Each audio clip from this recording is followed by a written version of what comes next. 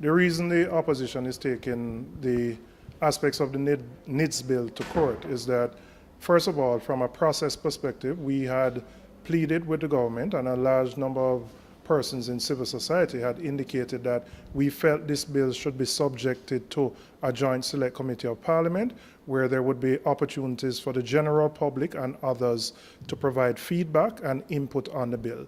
When the bill was first drafted, the bill was subject to 268 amendments.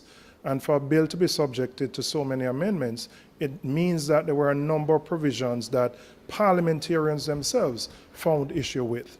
We believe the bill is still flawed. We are in support of a national ID system, and we believe a properly constituted national ID system will be beneficial to Jamaica.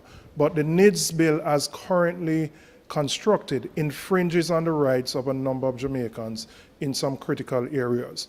One of the major ones is the fact that it allows personal and biometric data of individuals to be shared without the permission nor the consent of the data subject or the individual who has that data.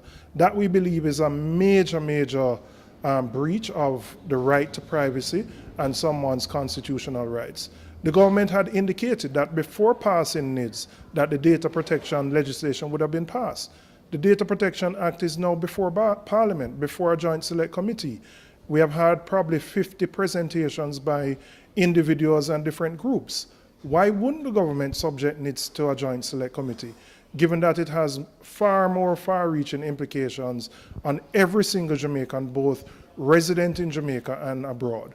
So we believe, as a responsible opposition, we have to act on behalf of the people of Jamaica, and this is why we pursue this action. We are asking the court to strike out particular clauses and provisions in the NIDS Act, and we hope that our action here will be seen as standing up for the rights of the Jamaican people and for a good NIDS bill to be instituted, which, as I said, we are supportive of a national ID system.